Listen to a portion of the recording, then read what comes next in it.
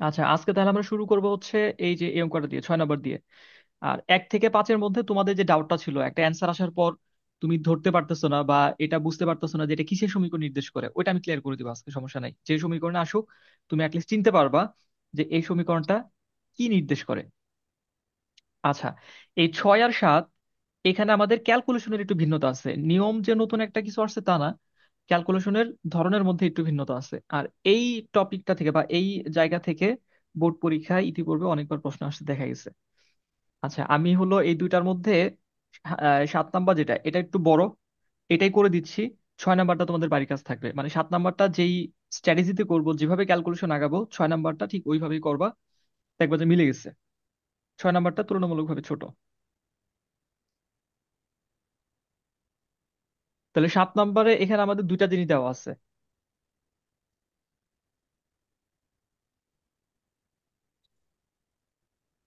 একটা হচ্ছে জটিল সংখ্যা দেওয়া আছে জেড, এটা ইকুয়ালস টু হচ্ছে এক্স প্লাস আই ওয়াই, এবং একটা সমীকরণ দেওয়া আছে modulus of z-8 plus modulus of z+8 equals to 20। এখান থেকে আমাদের এই যে সঞ্চার পথ নির্ণয় করতে হবে, মানে এটাকে সিম্পলিফাই করে লাস্টে আমাদের যে ইকুয়েশনটা আসবে সেই ইকুয়েশনটা আমাদের অ্যান্সার হবে। তাহলে আমরা প্রথমে যে কাজটা করব, এই জেটার মানগুলো বসাই দিব দুইটা, দুইটাতে যে দুইটা জেড আমাদের এখানে আছে। তাহলে মডুলাসের ভিতরে X plus I Y minus 8 plus মডুলাসের ভিতরে X plus I Y plus 8 equals to 20। এখন যেহেতু এটা মডুলাস, মডুলাসটাকে আমরা যদি অ্যাপ্লাই করতে চাই তাহলে আমাদের বাস্তব অংশ আর কাল্পনিক অংশ নিয়ে কাজ করতে হয়। তাহলে এখানে আমাদের বাস্তব অংশটা দুইটা আছে, এই দুইটাকে আমরা একটু একত্র করে নিব আমাদের সূত্র ফেলা সুবিধার্থে। তাহলে x-8, এটা হচ্ছে বাস্তব, প্লাস আই ওয়াই, প্লাস এখানেও same x+8 plus I y equals to 20। এখন আমরা যদি মডুলাসটা অ্যাপ্লাই করি তাহলে root over x-8 whole square plus Y square plus root over x+8 whole square plus Y square equals to 20। এই পর্যন্ত আমার মনে হয় তোমাদের কারোরই না বোঝার কথা না। গতকাল গত ক্লাস পর্যন্ত আমরা যে অঙ্কগুলো করছি, ঠিক না? এ পর্যন্ত বুঝে গেছে? জি স্যার। জি স্যার। আচ্ছা, তোমরা সবাই একটু ইন্টারেক্ট করবা। যদি নয়েজ হয় তাহলে মিউট করে রাখবা, আর নয়েজ না থাকলে আনমিউটই থাকতে পারে, কোনো সমস্যা নাই। আচ্ছা, এই অঙ্কটায় এরপরে তোমাকে একটু মনে রাখতে হবে। দেখো, এখানে রোড ওভার থাকলে নর্মালি তোমার মনে হবে বর্গ করে দিই, বাট আমরা যদি এখন বর্গ করে দেই, এখন বর্গ করে দিলে আমাদের এটাকে এ ধরতে হবে, এটাকে বি ধরতে হবে। তাহলে এ প্লাস বি হোল স্কোয়ারের সূত্র যখন ফেলবো, A square plus 2ab plus B square, তখন দুইটা রুট ওভার টার্ম গুণাকারে থাকবে, যেটা আমাদের ক্যালকুলেশনের কমপ্লেক্সিটিটা একটু বাড়াবে। যে কারণে আমরা যেটা করব, বা এটা তোমরা মনে রাখবা যে এই লাইনটা মার্ক করে রাখো, যে এখানে আমাকে একটু মনে রাখতে হবে। বা তুমি যখন রিভিশন করবা তখন এই যে স্টার মার্ক দেওয়া যে লাইনগুলো, এই লাইনগুলো একটু ভালোভাবে খেয়াল করবা। মানে পরীক্ষার হলে এখানে তুমি ভুলে যাবা বা ভুলগুলা করবা। তাহলে আমাদের এই যে দুইটা রুট ওভার সম্বলিত বা বর্গমূলীয় রাশির একটাকে আমরা লেফট সাইডে রাখবো, আরেকটাকে রাইট সাইডে দিয়ে দিব। এই ধরনের ক্যালকুলেশন যখন আসবে, এই ধরনের অঙ্ক যখন আসবে, মান আলাদা থাকতে পারে, সিচুয়েশন সেম আসবে। তাহলে রুট ওভার এখানে x-8 হোল স্কোয়ার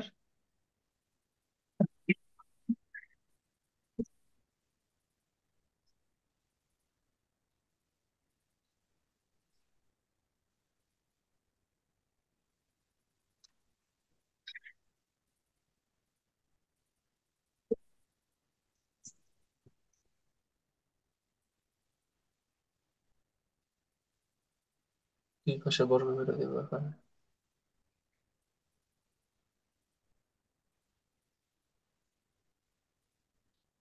স্যার, কথা শোনা যাচ্ছে না।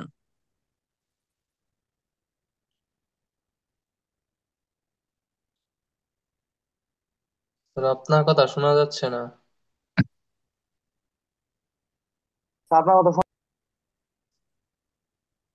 আচ্ছা, সবাই তো শুনতে পাচ্ছ এখন, তাই না? জি স্যার। আচ্ছা ঠিক আছে, ওটা ওই যে আমার যে হেডসেটটা ব্যবহার করতেছিলাম ওইটাতে সমস্যা হয়েছিল। জি স্যার। ঠিক আছে, যে কথাটা বলতেছিলাম আমি জানি না কোন পর্যন্ত তোমাদের মানে লাস্ট কোন পর্যন্ত শুনতে পারছিলা, বাট এই যে যেটা মার্ক করছি এই লাইনটাই হচ্ছে তোমার এই অঙ্কের জন্য একটা মার্কিং পয়েন্ট। মানে এখানে যদি তুমি ভুলে যাও তাহলে পরীক্ষার হলে ক্যালকুলেশন অন্য দিকে চলে যাওয়ার একটা সম্ভাবনা থাকবে, বা তুমি হয়তো মিলাতে পারবে না। তাহলে এই পয়েন্টটা আসলে কি, এই পয়েন্টটা হচ্ছে তুমি যখন দেখবা দুইটা বর্গমূলীয় রাশি যোগ বা বিয়োগ আকারে আসছে, এখানে মাইনাসও থাকতে পারে বাই এনি চান্স, তখন তোমাকে যে কোনো একটা বর্গমূলীয় রাশিকে রাইট হ্যান্ড সাইডে পাঠাই দিয়ে দিতে হবে। যেমনটা এখানে করা হয়েছে, আমরা এই যে প্রথমটাকে রেখে দিচ্ছি আর দ্বিতীয়টাকে রাইট সাইডে দিয়ে দিচ্ছি 20 - রুট ওভার এই যে যা আছে। এটা মনে রাখতে হবে। তারপর আমাদের নর্মাল যে ক্যালকুলেশনের ধারাবাহিকতা ওইটা আগাবে। তাহলে আমরা এই যে রুট ওভার যদি এখন দূর করতে চাই তাহলে দুই পাশে বর্গ করব। তাহলে আমাদের আছে প্লাস ওয়াই স্কোয়ার, এটার whole square, equals to 20 - root over x+8 whole square plus Y square তার হোল স্কোয়ার। সাইড নোট দাও বর্গ করে। আচ্ছা, এখন আমরা যদি বাম পাশে বর্গ করি তাহলে রুট ওভার শুধু চলে যাবে, আর বাকি যা আছে কিন্তু তাই থাকবে। x - 8 whole square plus Y square equals to, এখানে আমাদের a মাইনাস বি হোল স্কোয়ারের সূত্র ফেলতে হবে। এটা হচ্ছে আমাদের a আর এটা হচ্ছে আমাদের b। তাহলে a স্কোয়ার মাইনাস 2ab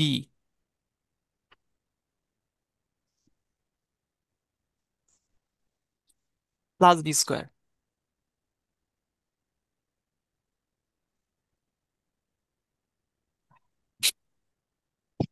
আচ্ছা, এখন এখান থেকে আমাদের নর্মাল ক্যালকুলেশন যেটা আর কি, তোমার x+8 হোল স্কোয়ার সূত্র ফেলে দিতে পারো।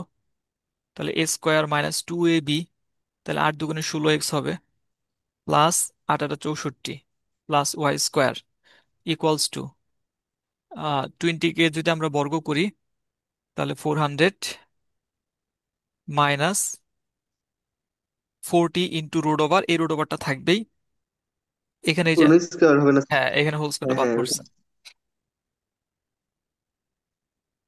Root over x+8 whole square plus Y square plus, তাহলে এখানে রুট এবং স্কোয়ারটা চলে যাবে আর ভেতরে x+8 হোল স্কোয়ার এটারও তো আমরা সূত্র ফেলতে পারবো। তাহলে একবারে সূত্রটা লিখে দিই, a square plus 2ab plus B square plus Y square.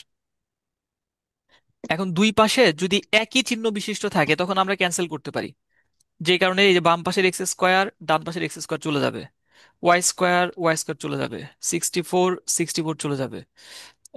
এই পর্যন্তই, এগুলো আমরা বাদ দিয়ে দিতে পারি।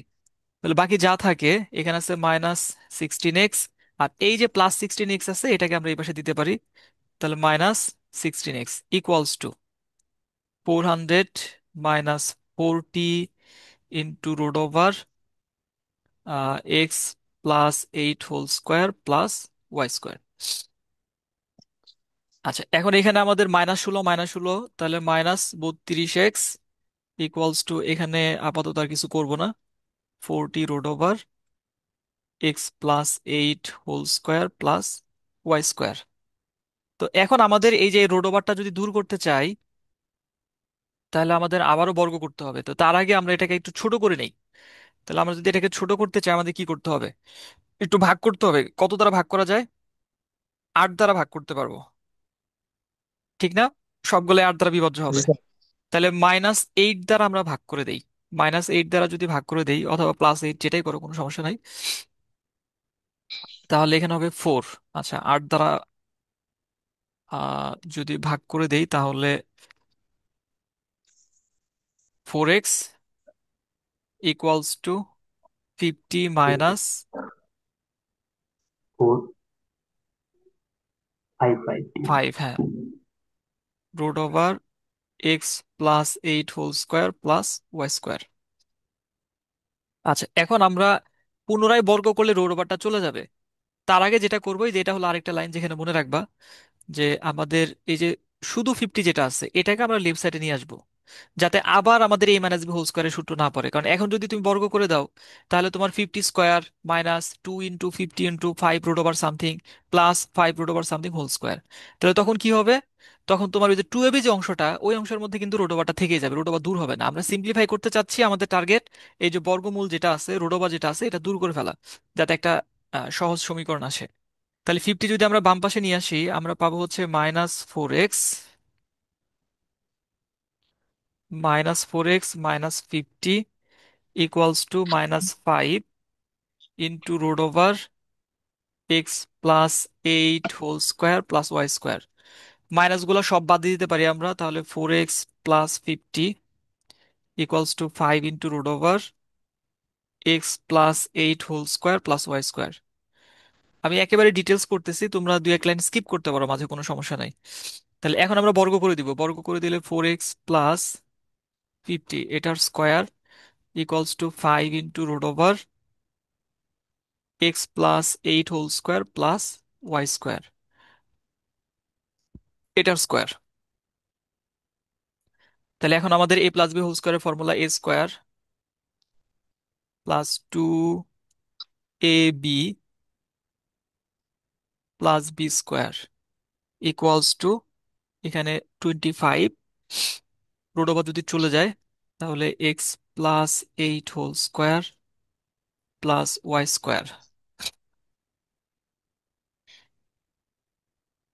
তাহলে আমাদের আসতেছে হচ্ছে 16x² প্লাস, এখানে কত আসে, 400 x plus 2500 equals to 25 into x² plus 2ab, তাহলে 8 × 2 = 16 x plus 8 × 8 = 64 plus Y square.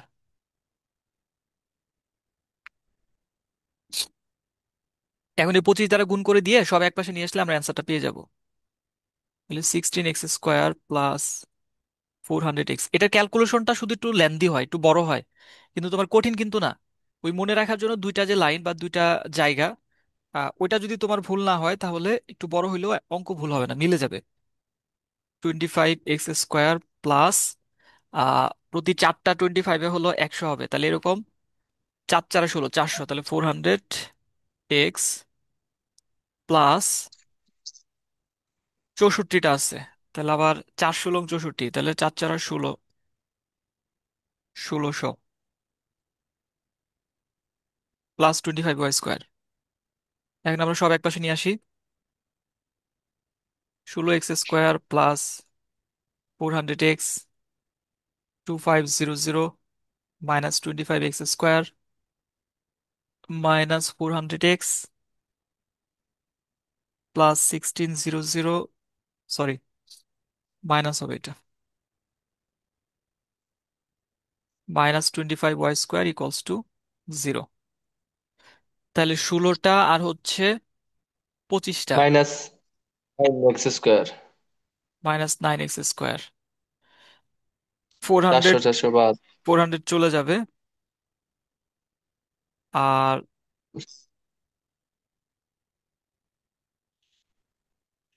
তোমার -25y², y² তার নাই, আমাদের একটাই আছে। তার 900 হবে। তাহলে এটা চলে 2500 গেছে, থেকে এটা চলে গেছে, এটা চলে গেছে, এটা চলে গেছে, এটার কাজ করে ফেলছে। এখন 2500 থেকে শুধু 900 বাদ দিয়ে দাও, সরি 1600, এখান থেকে আসবে নয়শো। -900 ইকুয়ালস টু 0। স্যার প্লাস 900 আসবে না? 2500, হ্যাঁ প্লাস, প্লাস মাসে আসবে। +900, হ্যাঁ। তাহলে তোমার থাকতেছে 9x², এখন মাইনাস দ্বারা আমরা একটু গুণ করে দেই, গুণ করে দিলে তাহলে 9x² plus 25y² minus 900 equals to 0। তাহলে এটাই আমাদের সঞ্চারপদের সমীকরণ। এখন যদি এটা কি নির্দেশ করে এই কথাটা বলে, অথবা আরেকটু চাইলে আমরা আর দুই তিনটা লাইন করা যায়, এই যে 9x² plus 25y² equals to 900, বা 900 যদি ভাগ করে দেই, তাহলে 9x² ডিভাইডেড বাই 900 প্লাস 25, দরকার নাই থাক, এই দিকে আর অতিরিক্ত করা দরকার নাই, তুমি এখানে অ্যান্সার দিয়ে দিবা যা নির্ণয় সঞ্চারপদ সমীকরণ।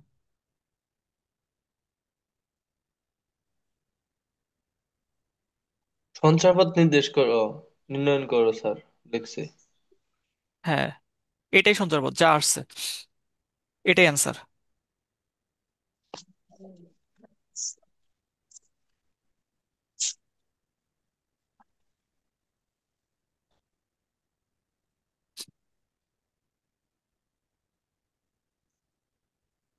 স্যার উপবৃত্ত লেখা উত্তরে স্যার। উপবৃত্ত, উপবৃত্ত না, এটা অবশ্য জি বলে স্যার। না যে কি নির্দেশ করে। আচ্ছা, সেই ক্ষেত্রে তোমাকে আর আর ওই যে যেটা লিখতে চাচ্ছিলাম আর কি, ওই জিনিসটাতে লিখতে হবে। তাহলে 9x square divided by 900 plus 25y square divided by 900 equals to 1। 900 দ্বারা ভাগ করে দিচ্ছি। এখান থেকে আসবে x square divided by 100 plus y square divided by 25। প্রত্যেক 100-তে 4, তাহলে 4 নং 36, 36 ইকুয়ালস টু 1। বা x square divided by 10 square plus y square divided by 6 square equals to 1। এইখান থেকে আমরা বলতে পারি যা একটি উপবৃত্তের সমীকরণ। আর বুঝবো কেমন এটা উপবৃত্ত? হ্যাঁ, ওইটাই আমি লিখে দেবো এখন। তোমরা অঙ্কটা আগে দেখো বুঝতে পারছো কিনা। দেন হচ্ছে আমরা একটা সমীকরণ দেখে কিভাবে বুঝবো যে এটা কি নির্দেশ করে, ওই পয়েন্টগুলো আমি তোমাদের লিখে দিচ্ছি, একেবারে জিস পয়েন্টগুলো। স্যার অঙ্ক বুঝছি স্যার, পয়েন্ট গুলো স্যার লিখে দেন। সবাই এক নজর একটু দেখো, পুরো অঙ্কটা একবার এক সরল রেখা, নজর একটু দেখো। সরল রেখাটা ওটা দেখাই দিন স্যার। সবগুলাই আমি সম্ভাব্য যা যা আসতে পারে এগুলা তোমরা আহ আলাদা একটা অধ্যায়, আলাদা অধ্যায় গিয়ে পড়বা যদিও। তারপরেও আমরা একটু মূল কথাগুলো একটু এখন নিয়ে নিব আর কি। তোমরা একটু লেখো নোট আকারে।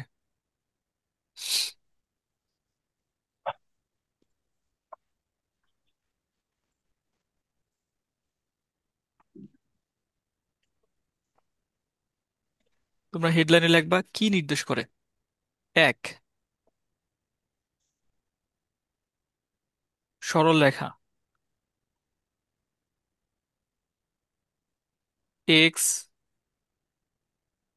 ও ওয়াই চলক বিশিষ্ট চলক বা যে কোনো একটি চলক বিশিষ্ট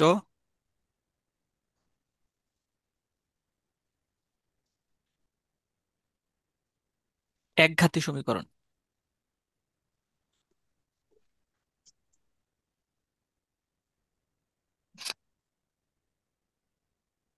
সাধারণ আকার,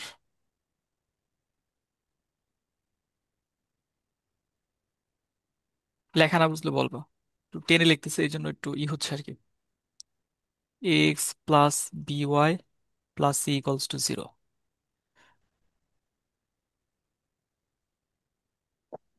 উদাহরণ, 3x plus 4y plus 5 equals to 0, x equals to 7, y equals to 4 ইত্যাদি। এটুকু লেখো, এক্সপ্লেন করতেছি, দেন আমি পরেরটা আবার লিখতেছি।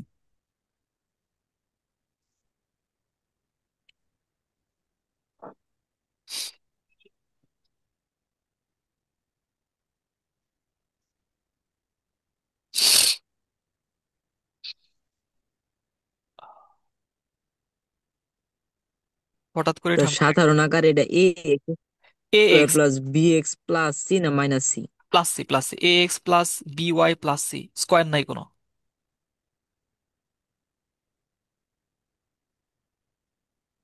স্যার লিখছি স্যার। আচ্ছা, তোমরা যে যখন একটা সমীকরণের মধ্যে একটা সমীকরণ দেখবা যে কোনো স্কোয়ার নাই, একঘাতী সমীকরণ, যেমন এক্স, তার উপর কোনো স্কোয়ার নাই, ওয়াই তার উপর কোনো স্কোয়ার নাই, সেটা যেমনই থাকুক সেটা হচ্ছে সরলরেখা সমীকরণ। যে সমীকরণে এক্স এর উপর ওয়াই এর উপর কোনো স্কোয়ার থাকবে না সেটাই হচ্ছে সরলরেখা সমীকরণ। এটা হচ্ছে একবারে নর্মালি বুঝার উপায় আর কি। তুমি যে কোনো একটা সমীকরণ দেখেই কিন্তু বুঝতে পারবা যেটার পাওয়ার আছে কিনা, মানে কোনো পাওয়ার থাকবে না। আচ্ছা, এখন এটার সাধারণ আকার, যেটা সরলরেখার সাধারণ আকারকে আমরা এইভাবে প্রকাশ করি, A X plus B Y plus C equals to 0। তাহলে এখানে দুইটা চলকই আছে, এক্সও আছে ওয়াইও আছে। এখন কোনো কারণে যদি একটা চলক থাকে, যেমন এই যে এই পরের যে সমীকরণটা এক্স ইকুয়াল টু 7, এটাও সরলরেখা সমীকরণ, ওয়াই ইকুয়াল টু 4, এটা সরলরেখা সমীকরণ। তাহলে একটা চলক থাকুক দুইটা চলক থাকুক, যদি একঘাত বিশিষ্ট সমীকরণ হয়, লিনিয়ার সমীকরণ হয়, তখন সেটাকে আমরা বলবো সরলরেখা সমীকরণ। এটা এখানে লিখছি আর কি, যে এক্স ও ওয়াই চলক অথবা যে কোনো একটা চলক বিশিষ্ট একঘাতী সমীকরণই হচ্ছে সরলরেখা সমীকরণ। তাহলে এখন যে কোনো একটা সরল মানে সমীকরণ দেখে বলে দিতে পারবে না এটা সরলরেখা সমীকরণ কিনা? জি স্যার। জি স্যার। হ্যাঁ, এটা হচ্ছে চিনার উপায়। তাছাড়া সরলরেখার অনেক বিস্তর আমরা general equation of second degree থেকে এক জোড়া সরলরেখা সমীকরণ বের করা তার অনেক ইগুলো ওগুলো নাই তোমাদের ইন্টারমিডিয়েট সিলেবাসের মধ্যে। স্যার এটা এখানে স্যার একটু আরেকবার বুঝাই দিলে ভালো হয়। তোমার দেখো এখানে কি করতে হচ্ছে, তোমাকে একটা সমীকরণ দেখে শুধু বলতে হচ্ছে যে এটা কিসের সমীকরণ, ওইটা নিয়ে কিন্তু কোনো কাজ তোমাকে করতে হবে না। যেমন তোমার এই অঙ্কে যে লাস্টে যে আউটপুটটা আসছে এটা দেখে তোমাকে শুধু বলতে হচ্ছে যে এটা কি নির্দেশ করে। তাহলে তোমাকে শুধু সমীকরণগুলার চেহারা চিনতে হবে যে কেমন দেখা গেলে কোন সমীকরণকে আমরা কি বলবো। তাহলে প্রথম আমরা ঠিক আমাদের আছে। এখানে যে জিনিসগুলো আসবে, এক নাম্বার হলো সরল রেখা, দুই নাম্বার আসবে বৃত্ত, তিন নাম্বার হচ্ছে পরাবৃত্ত, উপবৃত্ত, অধিবৃত্ত। এই পাঁচটা জিনিস যদি তুমি চিনতে পারো তাহলে হয়ে গেল। তাহলে এটা আমি প্রথমটা লিখছি যে সরল রেখা। সরল রেখা আমরা কখন বলবো? যখন এক্স ও ওয়াই চলক থাকবে অথবা যে কোনো একটা থাকবে, শুধু এক্স শুধু ওয়াই, যাই থাকুক। মূল পয়েন্টটা হচ্ছে এই শব্দটা একঘাতী সমীকরণ। যদি ঘাত এক হয়, ঘাত এক বলতে পাওয়ার, যেমন এখানে এক্স এর পাওয়ার ওয়ান, এখানে ওয়াই এর পাওয়ার ওয়ান, যদি পাওয়ার ওয়ান হয় তা তাকে দেখতে যেমনই হোক সেটা সরলরেখা সমীকরণ। বুঝা গেছে?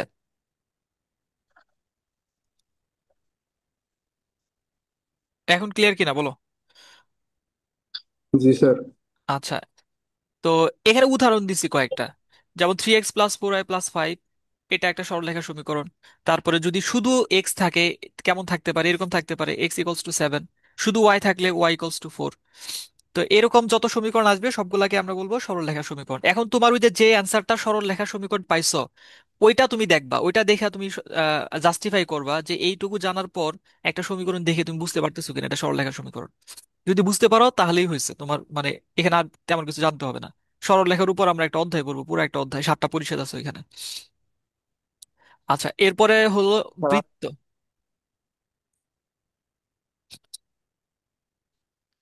এক্স ও ওয়াই চলক বিশিষ্ট,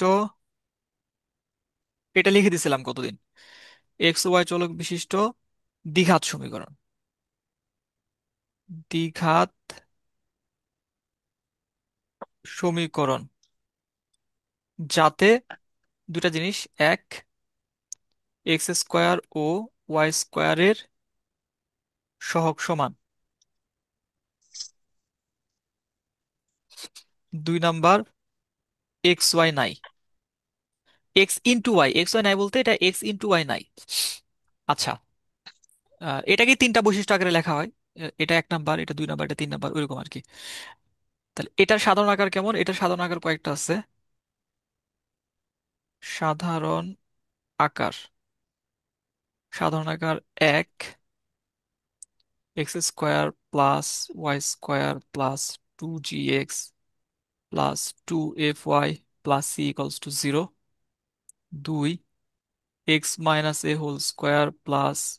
y - b² = এই দুইটাই জানো, কারণ এখানে এর বাইরে আসবে না, হয় এরকম আকারে থাকবে অথবা এরকম আকারে থাকবে। এটা আর আলাদা মনে হয় উদাহরণ দরকার নাই। তাহলে এখন আমি বুঝাই দিই, দেখো। বৃত্ত বলা হবে তখন যখন, এক মিনিট,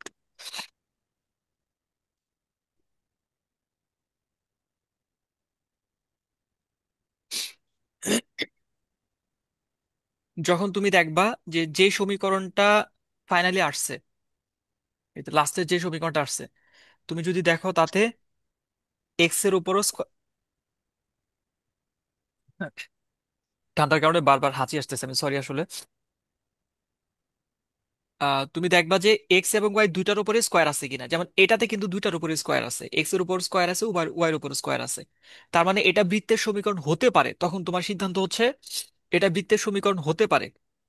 কিন্তু এটা বৃত্তের সমীকরণ কিনা তার জন্য তোমাকে এই দুটা জিনিসও চেক করতে হবে, যে x² এবং y² সহগ সমান কিনা।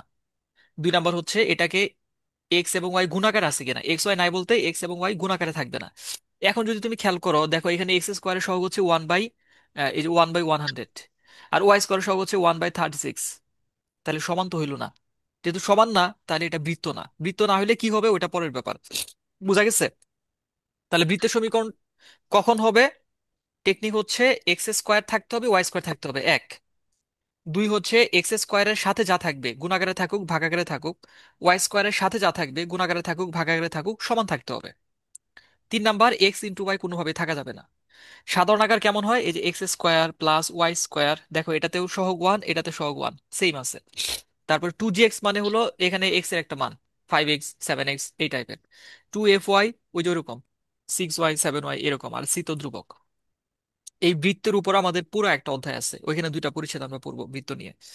আরেকটা হচ্ছে এরকম আকারে যদি থাকে X minus A whole square plus Y minus B whole square, এখানে এ বি বলতে কোনো একটা সংখ্যা থাকবে, ইকুয়ালস টু আর স্কোয়ার। তাহলে এই চেহারার কোনো কিছু যদি পাও, তখন তুমি সেটাকে বলবো এটা একটা বৃত্তের সমীকরণ নির্দেশ করে। আমাদের বৃত্ত কিন্তু ছিল, ওই যে আমাদের 3 নাম্বারটা সম্ভবত ছিল বৃত্তের সমীকরণ, এই আকারের, এই আকারটা আসবে তোমাদের এখানে বেশি, এটা। তাহলে বৃত্ত দেখে চিনতে পারবা। জি স্যার। জি স্যার। 3 নাম্বার হচ্ছে পরাবৃত্ত। এক্স অথবা ওয়াই যে কোনো একটির উপর স্কোয়ার থাকবে।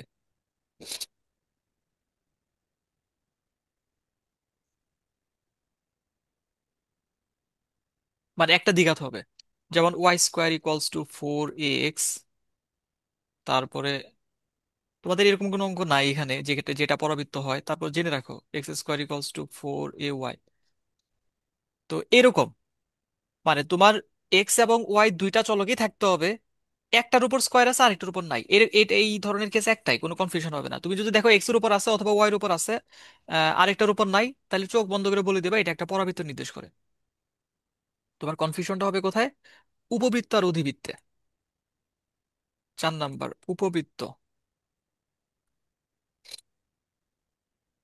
এক্স স্কোয়ার ও ওয়াই স্কোয়ার থাকবে,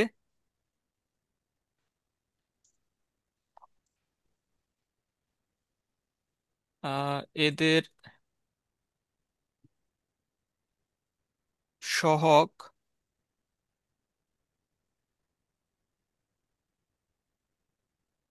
সমান হবে না,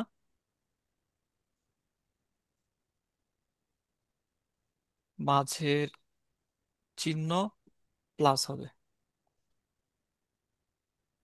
যেমন x square by A square plus Y square by B square equals to one, a not equals to b. তাহলে এটা হচ্ছে উপবৃত্তের সমীকরণ। আচ্ছা, এটা লেখো, সাথে অধিবৃত্তটা লেখো, তারপর বলতেছি আমি ঠিক কিভাবে আইডেন্টিফিকেশনটা করবা। অধিবৃত্ত, অধিবৃত্তের ক্ষেত্রে আমাদের এই কথাটুকু সেম, এখানে যেটুকু বলা হয়েছে। আচ্ছা, 1 মিনিট, এইটা একেবারেই কোনো ডিফারেন্স হবে না। এটা একটু উপরে চলে গেছে। আচ্ছা, এখানে আহ, যা লেখছো, এই লাইনটাতে যা লেখছো, এই যে এইটুকু এইটুকু সেম লিখবা, শুধু মাঝের চিহ্নটা লিখবা মাইনাস। অধিবৃত্তে উপবৃত্তের মধ্যে গেলে তুমি যা লেখছো ওই কথাগুলোই লিখবা, লিখবা মাঝের চিহ্নটা মাইনাস। তাহলে X square by A square minus Y square by B square equals to one. অথবা হইতে পারে তার উল্টাটা, Y square by B square minus X square by A square equals to one.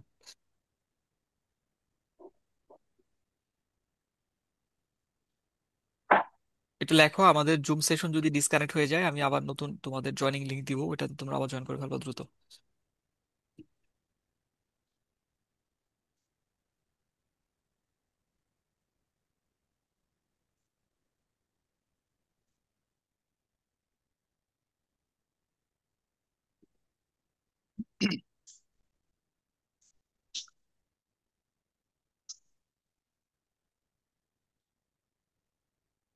লিখছি স্যার। আচ্ছা, আচ্ছা, অতিবৃত্তের ক্ষেত্রে কি এ নট ইকুয়াল বি? হ্যাঁ হ্যাঁ, এখানেও আমাদের সহগ সমান হবে না, ওই যে সেম। ওটা সাইকাইটা দিছি পরে। হ্যাঁ, তোমরা যেটা করবা সেটা হচ্ছে ধরো অ্যান্সারটা দেখবা না আগেই, তোমাকে আমি যে তথ্যগুলা এখানে লিখে দিচ্ছি এটার উপর ভিত্তি করে তুমি দেখবা যে তোমার আইডেন্টিফিকেশনটা তুমি করতে পারতেছো কিনা। মানে যেটা সরল লেখা ওইটা তুমি চিনতেছো কিনা, যেটা সরল লেখা, যেটা বৃত্ত ওটা চিনতেছো কিনা, এটা বৃত্ত। যদি পারো তাহলে তোমার জিনিসটা ওকে আর কি। আর আদারওয়াইজ অ্যান্সার দেখে তুমি তো এখানে মুখস্থ করতে পারবে না, তোমাকে জিনিসটা চিনতেই হবে। আর অঙ্ক তো বই থেকে হুবহু থাকতেও পারে, নাও থাকতে পারে বোর্ড পরীক্ষায়। বুঝতে পারো নাই? তাহলে এখন দেখো আমি তোমাকে মানে পুরা ইটা আরেকবার বলতেছি। এইগুলা অ্যাকচুয়ালি তুমি হলো জটিল সংখ্যা অধ্যায়টা আগে করতেছো। মানে তোমার যদি এই জটিল সংখ্যা করার আগে সরল রেখা করা হয়ে যেত, বৃত্ত করা হয়ে যেত, তারপরে কোনিক্স করা হয়ে যেত, এই তিনটা অধ্যায় করার পরে মানে জ্যামিতি করার পরে তুমি যদি এই জটিল সংখ্যা করতা, তাহলে এই অংশটুকু আমাকে আলোচনা করতেই হতো না। কারণ তখন তুমি সরল রেখার সমীকরণ, বৃত্তের সমীকরণ, তারপরে কোনিক্সের মধ্যে যে তিনটা আছে পরাবৃত্ত, উপবৃত্ত, অধিবৃত্ত, এই সমস্ত সমীকরণগুলোর উপর তোমার ভালো একটা দখল থাকতো। বুঝতে পারছো? তো এই যে আলোচনাটা করতেছি এটা একেবারে ইনিশিয়াল, একেবারে প্রাইমারি আলোচনা। তুমি যখন ওই অধ্যায়গুলো করবা তখন তোমার কাছে মনে হবে যে এটা তো একেবারে সিম্পল একটা জিনিস ছিল, যেটা আমি তখন ধরতে পারি নাই। তো এটা তুমি জানো জটিল না, এই জন্য হলো তোমার হয়তো কঠিন মনে হচ্ছে জিনিসটা। হ্যাঁ, কি স্যার, বলতেছিল? জটিল সংখ্যা এটা বহুপদী যে একটা অধ্যায় আছে ওটার মধ্যেও লাগে স্যার। হ্যাঁ, জটিল সংখ্যার ব্যবহার তুমি বিভিন্ন জায়গায় পাবা টুকটাক। ম্যাট্রিক্সের মধ্যেও তো ধরো কমপ্লেক্স ম্যাট্রিক্স আছে, ওইখানেও তো জটিল সংখ্যার মানে আয়ের ব্যবহারটা আছে আর কি। তো বাট মাইনর, খুবই সামান্য পরিমাণে বিভিন্ন জায়গায় এটা থাকবে। আচ্ছা দেখো, এখানে আমি একেবারে সামারি আকারে আবার বলে দিচ্ছি। প্রথম হচ্ছে যে পাঁচটা জিনিস এখানে থাকতে পারে, এক নম্বর হচ্ছে সরল রেখা। তাহলে সরল রেখা কিওয়ার্ড যেটা যেভাবে তুমি মনে রাখবা, একঘাতি, কোনো স্কোয়ার থাকবে না, কিউব থাকবে না, কিচ্ছু থাকবে না, শুধু এক্স থাকবে, শুধু ওয়াই থাকবে। যে কোনো একটা থাকুক তাতেও সমস্যা নাই। ওইটা দেখলে ওইরকম যদি দেখো তাহলে বলে দিবা সরল রেখা। যেমন এখানে উদাহরণ দিচ্ছে তিনটা: 3x+4y+5 = 0, বা x = 7, y = 4। আচ্ছা, এরপরে আসো বৃত্ত। যখন তুমি দেখবা যে এক্স এর উপরও স্কোয়ার আছে, ওয়াই এর উপরও স্কোয়ার আছে, দুইটার উপরে স্কোয়ার আছে, তখন যে কোনো একটা হবে, সেটা হয় বৃত্ত হবে, অথবা উপবৃত্ত হবে, অথবা অধিবৃত্ত হবে। এই যে পরে যে দুইটা লিখছি, উপবৃত্ত, অধিবৃত্ত। তাহলে তোমার এই তিনটা কেস কখন হয়? যখন এক্স এর উপর স্কোয়ার থাকে, ওয়াই এর উপর স্কোয়ার থাকে। তাহলে এখন এই তিনটার মধ্যে তুমি আলাদা করবা কিভাবে? এক্স এর উপর স্কোয়ার এবং ওয়াই এর উপর স্কোয়ার থাকার পরেও যদি তুমি দেখো তাদের সহগ সমান, এই যেটা বলছি, যদি দেখো তুমি তাদের সহগ সমান, যদি সহগ সমান হয় তাহলে এটা বৃত্তের সমীকরণ। আর যদি সহগ সমান না হয়, তখন তোমার ব্রেনটা চলে যাবে হচ্ছে এই দুইটা শব্দের মধ্যে। তাহলে সহগ সমান না হলে সেটা হয় উপবৃত্ত হবে, অথবা অধিবৃত্ত হবে। তাহলে এখন কিন্তু আবার তোমার প্রশ্ন, তাহলে আমি উপবৃত্ত কখন বলবো, অধিবৃত্ত কখন বলবো? তুমি যদি দেখো প্লাস আছে তাহলেও বলবো উপবৃত্ত, তুমি যদি দেখো মাইনাস আছে তাহলে বলবো অধিবৃত্ত। শেষ। এ নটিক্যালস টু বি মানে ওই যে ওইটা বোঝানো হয়েছে যে এখানে সহগটা সমান না। ভাগাকারে থাকুক বা গুণাকারে থাকুক, যেভাবে থাকুক, এ স্কোয়ার যদি উপরেও থাকতো, a²x² + b² y², এ নটিক্যালস টু বি যদি হইতো, তাহলে আমরা এটা বলতাম উপবৃত্তের সমীকরণ। ঠিক আছে, এটা হচ্ছে তার সাধারণ আকার, যেটা লিখছি স্ট্যান্ডার্ড ফর্ম। নর্মালি এভাবে আমরা এই পর্যন্ত এটাকে নিয়ে যাই। তাহলে এখন দেখো আমাদের যে অঙ্কটা আমরা লাস্ট করছি, যে যে কারণে এতগুলো আলোচনা করা হলো, এই যে সমীকরণটা x² / 10² +y² / 6², স্কোয়ার থাকুক আর না থাকুক, তুমি এই পর্যন্ত আসলেই কিন্তু বুঝতে পারবা যে তোমার এক্স এর উপর স্কোয়ার আছে, ওয়াই এর উপর স্কোয়ার আছে, দুইটার উপরে স্কোয়ার আছে, এবং তাদের যে সহগ ভাগাকার আছে এই সহগটা সমান না। তাহলে এক্স এর উপর স্কোয়ার, ওয়াই এর উপর স্কোয়ার মানে এটা বৃত্ত হইতে পারে, উপবৃত্ত হইতে পারে, অধিবৃত্ত হইতে পারে। যখন সহগ সমান হয় নাই তখন বৃত্ত বাদ। তাহলে এখন তুমি বলতেছো উপবৃত্ত হইতে পারে, অধিবৃত্ত হইতে পারে। যখন মাঝে চিহ্ন প্লাস, তখন অধিবৃত্ত বাদ, তখন এটা হচ্ছে উপবৃত্ত। এখন এই কনসেপ্টটা তোমাদের কাছে আর কোনো ডাউট আছে কিনা বলো, এখন কোনো প্রশ্ন থাকলে বলো তোমরা। বুঝতে পারছি স্যার।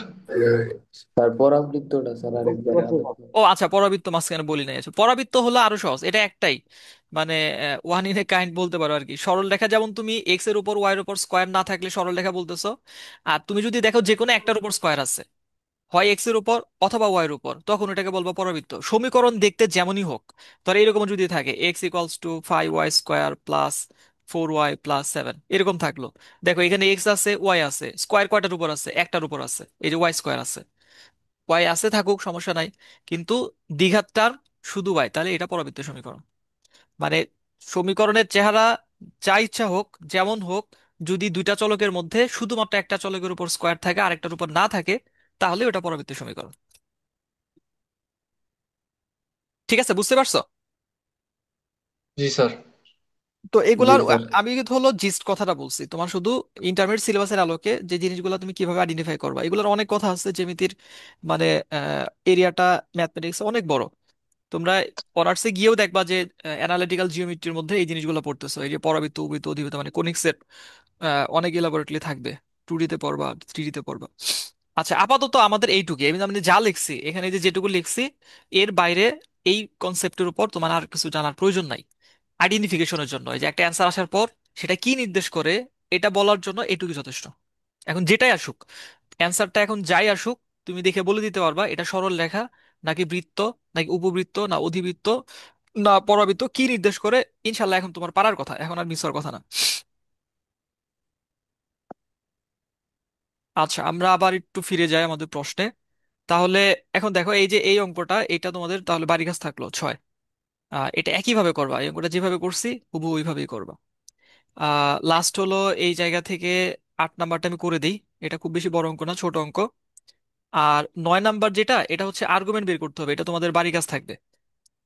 এই Z-2 ডিভাইডেড বাই Z+1, এটার মান বসায় দিবা। মান বসায় দিয়ে আমরা ওই যে আর্গুমেন্টের অঙ্ক করছি না 4 নাম্বার অঙ্কে, 4-এর মধ্যে ছিল যেরকম, তো ওইভাবে আর্গুমেন্ট বের করে সেখান থেকে দেখবা যে এটা চলে আসে। এটা SW থাকবে, চেষ্টা করার পর না পারলাম করে দিব, কোনো সমস্যা নাই।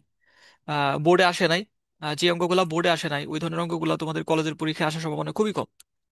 কারণ বাংলাদেশের কলেজগুলোতে ইন্টারনাল পরীক্ষায় বেশিরভাগ ক্ষেত্রে যে অঙ্কগুলো বোর্ডে আসে, হাতে গোনা কিছু কলেজ ছাড়া, তো ওই অঙ্কগুলোকেই প্রায়োরিটি দেয়। আচ্ছা, এরপর আসে 8 নাম্বার, মানে জেলা পর্যায়ের যে কলেজগুলো বা উপজেলা পর্যায়ের যে কলেজগুলো, ওগুলোর কথা বলছি। তাহলে 8-এর এখানে আমাদের দেয়া আছে হচ্ছে x+iy = 2 × e⁻⁻i থিটা। তাহলে এখানে আমাদের দেওয়া আছে x+iy = 2 e⁻⁻i থিটা।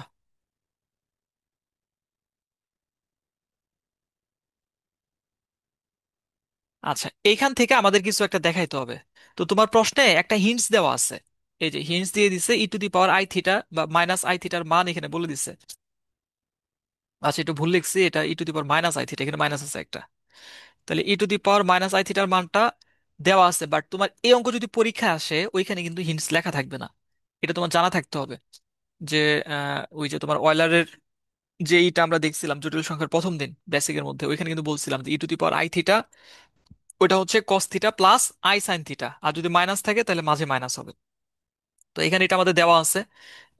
তাহলে এই মানটা আমাদের এখানে বসাইতে হবে। তাহলে x+iy = 2 into cos theta minus i sin theta.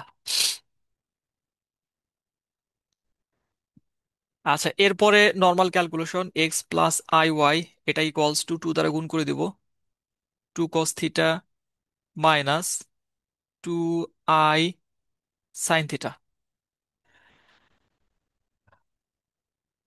এরপরে আমাদের উভয় পক্ষ থেকে বাস্তব আর কাল্পনিক অংশটাকে সমীকৃত করতে হবে। আমি আগে লিখি, তোমরা খাতায় উঠাও, তারপরে এখানে একটু ব্যাখ্যা করতে হবে, আমি বলে দিচ্ছি। উভয় পক্ষ থেকে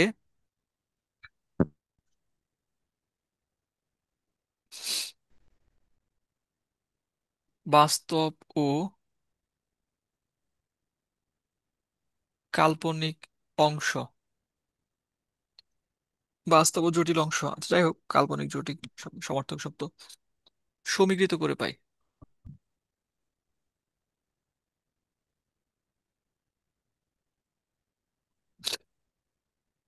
x = 2 cos theta, y = -2 sin theta.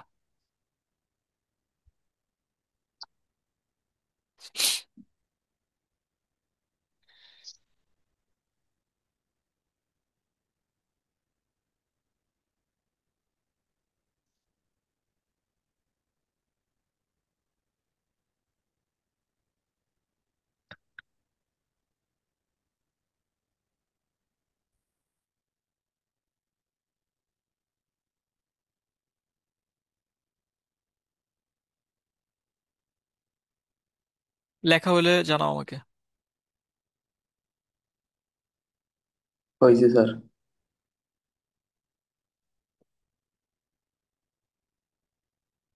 আচ্ছা, বাস্তব সংখ্যায় আমরা 7 = 8 লিখতে পারি, লেখা যায়?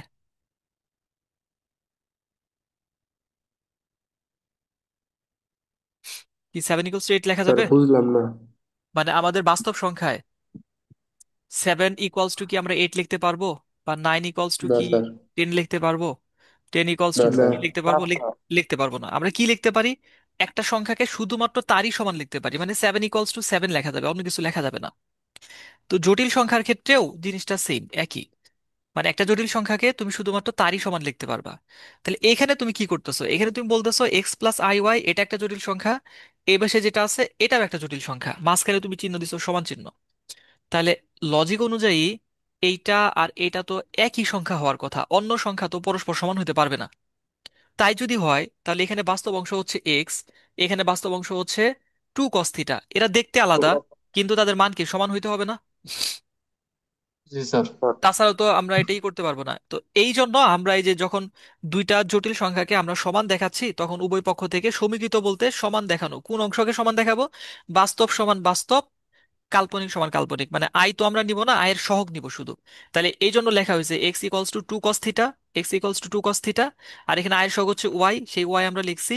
আর এখানে আয়ের সহগ হচ্ছে মাইনাস সহ চিহ্ন সহ 2 sin θ, 2 sin θ। এই সমীকৃত কাহিনীটা বুঝতে পারছো কিনা? জি স্যার, বুঝতে পারছি। এখন এই দুটাকে বর্গ করে যোগ করে দাও, অঙ্ক হয়ে যাবে তোমার। 1 নং ও 2 নংকে বর্গ করে যোগ করে পাই, দুইটা লাইন বা তিনটা লাইন করো, দেখো অ্যান্সার চলে আসবে।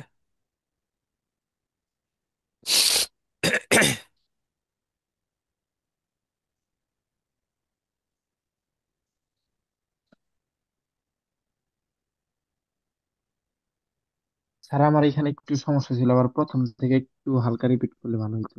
হ্যাঁ, আবার বলতেছি। আহ সহজ জিনিস, এটা কঠিন না। এটা তোমাকে দেওয়া আছে x + iy =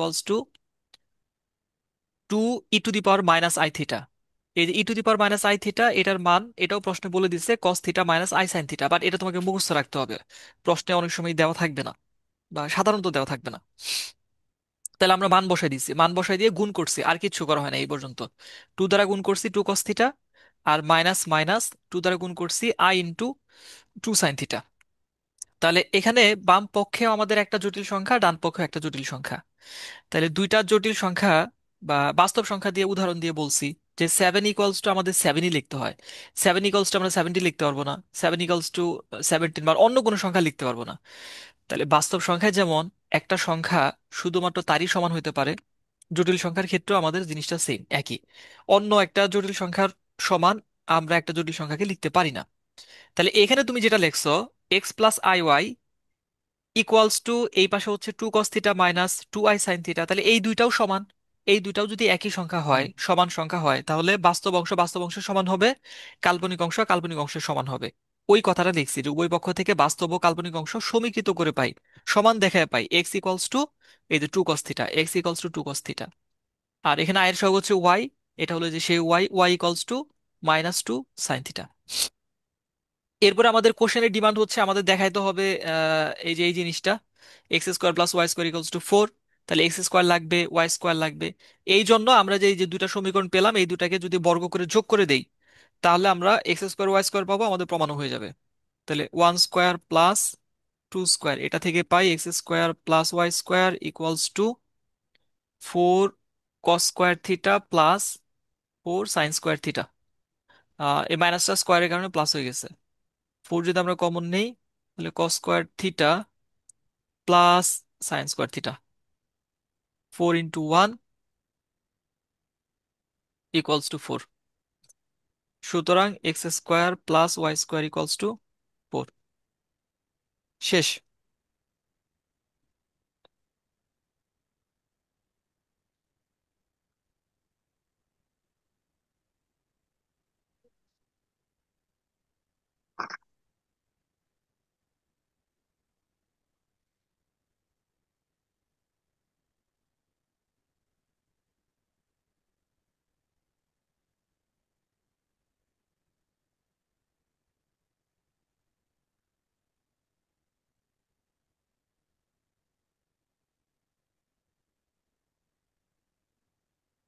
ক্লিয়ার স্যার।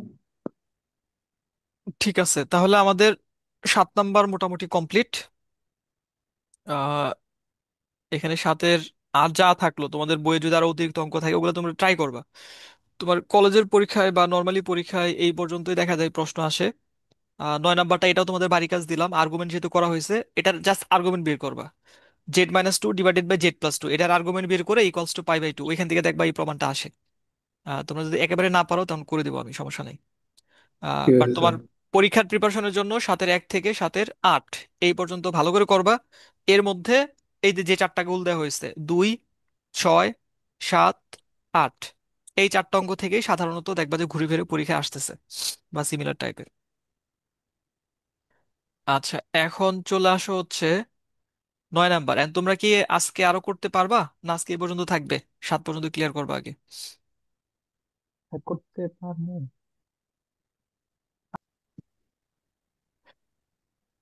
আচ্ছা, এটা অনেকবার আসছে 9-1 নাম্বারটা, তো বোঝা যাচ্ছে তুলনামূলকভাবে ইম্পর্টেন্ট একটা অঙ্ক। তাহলে এখানে আমাদের যেটা দেওয়া আছে এটা খুবই সহজ একটা অঙ্ক। দেওয়া আছে হচ্ছে cube root of a plus i b. কথা একটু কেটে কেটে আসতেছে।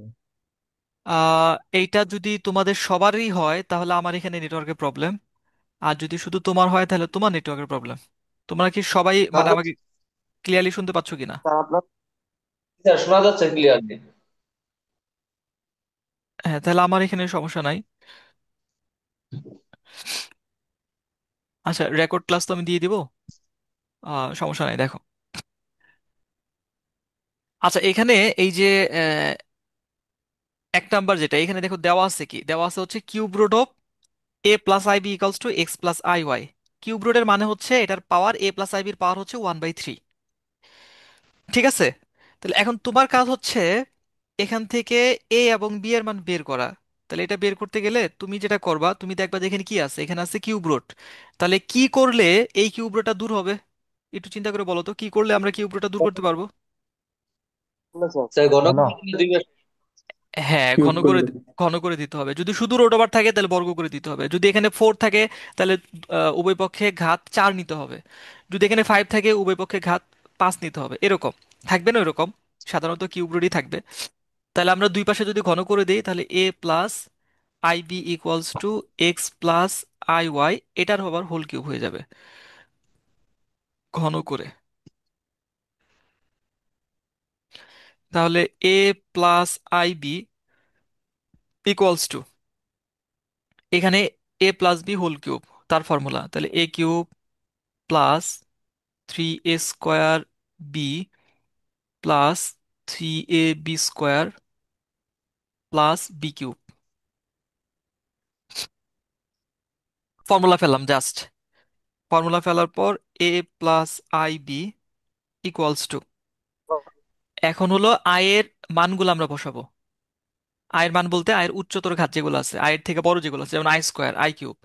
তাহলে x³ plus 3x² I Y, আই² মান হচ্ছে -1, তাহলে এখানে আসবে -3xy²।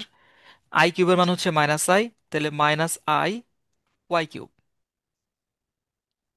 এখন আমরা ওই যে বাস্তব গুলাকে আলাদা করব আর কাল্পনিক গুলাকে আলাদা করবো, মানে আয়ের সহ আই যেগুলো ওগুলো আলাদা করবো। তাহলে a plus I B equals to x³ -3xy² plus i যদি আমরা কমন নিই তাহলে 3x² মাইনাস y³। তাহলে ওই যে আগের অঙ্কে আমরা যেরকম উভয় পক্ষ থেকে বাস্তব আর কাল্পনিক অংশ সমীকৃত করছি ওইরকম উভয় পক্ষ হতে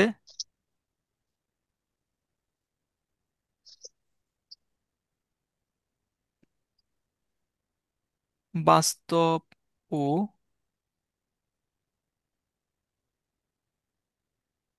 কাল্পনিক অংশ সমীকৃত করে পাই। সমীকৃত করে আমরা কি পাবো? a equals to x³ -3xy²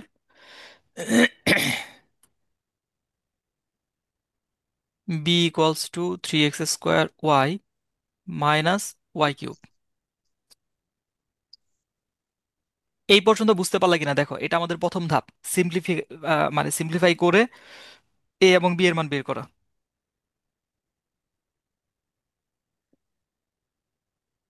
sir বুঝতে পারছি। আচ্ছা, এখন এই যে মানটা আমরা বের করলাম, এই মানটা আমাদের যেটা প্রমাণ করতে বলছো এখানে বসাইতে হবে। এখন তুমি দেখো আমাদের লেফট হ্যান্ড সাইডে এবি নাই, আমরা এবির মান বের করছি, রাইট হ্যান্ড সাইডে আছে, তাহলে এই অঙ্কটা আমরা রাইট হ্যান্ড সাইডে মান বসাই দিব। রাইট হ্যান্ড সাইড থেকে আমাদের লেফট হ্যান্ড সাইড আসবে। তাহলে রাইট হ্যান্ড সাইড হচ্ছে A by x plus B by Y. সুতরাং right hand side equals to A by x plus B by Y. তাহলে এর মান বসাবো X S cube minus 3xy² divided by x plus B এর মান বসাবো 3x² Y minus Y cube divided by Y. তাহলে এখন আমরা এই জায়গায় এক্স কমন নিতে পারি। তোমরা দেখো এই এই লাইনে এসে তোমার মাথায় দুইটা চিন্তায় আসবে। একটা হচ্ছে এই যে এরকম কমন নেওয়া, এখানে আমরা এক্স কমন নিলে x² minus 3y² divided by x plus এটা থেকে ওয়াই কমন নেওয়া যাবে 3x² minus y² divided by Y. তো এটা করলে অঙ্কটা কম্পারেটিভলি ইজি হয়ে যায়, উপর নিচে এক্স চলে যাবে, তোমার থাকবে x² মাইনাস 3y² প্লাস এখানে ওয়াই ওয়াই চলে যাবে, চলে গেলে 3x² মাইনাস y²। এখান থেকে তুমি দেখো প্রমাণটা হয়ে যাবে 4x² minus 4y² equals to 4 যদি আমরা কমন নেই তাহলে আসবে হচ্ছে x² minus y² equals to right hand left hand side. তো এখন অনেক সময় আমাদের ক্যালকুলেশনের কিছু জড়তা আছে, মানে নর্মালি আমরা যে কাজগুলো করি অটোমেটিক্যালি আমাদের ব্রেন ওই দিকে আমাদেরকে ধাবিত করে। তো এই যে ভগ্নাংশের যোগ থাকাতে এখানে এসে দেখবা যে তুমি তোমার মনে হচ্ছে আমি লসাগু করে দিই। লসাগু করলেও অঙ্ক মিলবে, বাট এইটা যতটা সহজ হলো তার থেকে একটু কঠিন হবে তুলনামূলকভাবে ক্যালকুলেশনটা। তো এটা মনে রাখবা যে এখানে আমাদের যদি উপর নিচে ক্যান্সেল করা যায় তাহলে আমি ক্যান্সেল করে দিব, ক্যান্সেল করে দিয়ে যোগ বিয়োগ করলে আমাদের প্রমাণটা হয়ে যাবে। তাহলে আমরা কি করলাম, লেফট হ্যান্ড সাইড যেহেতু এবি বের হয়েছে, এ এবং বি এর মান বসাই দিচ্ছি, বসাই দিয়ে উপর নিচে এক্স ক্যান্সেল করছি, উপর নিচে ওয়াই ক্যান্সেল করছি, যা পাইছি ওইটা থেকে আমাদের লেফট হ্যান্ড সাইড চলে আসছে। লাস্টে লিখে দিবা সুতরাং left hand side equals two right hand side. তারপরে দেখাইতে বললে যে দেখানো হলো বা শুট প্রুফ যেটা লেখো। দেখো বোঝা গেছে কিনা। স্যার আচ্ছা, তোমরা একটা অঙ্ক বাড়ির কাজ থাকলো, 9-এর 2 নাম্বার, 9-এর 2 তোমরা পারবা, 9-এর 3ও পারবা, 9-এর 2 3 এই দুইটা অঙ্ক তোমরা করো সিমিলার একইভাবে। 4 নাম্বারটা এখানে একটু টেকনিক্যাল ব্যাপার আছে, ওইখানে গিয়ে আটকে যাবা, 4 5 থাক, বাকি যেগুলো আছে এগুলো আমরা করে দেবো নেক্সট ডে। Okay sir.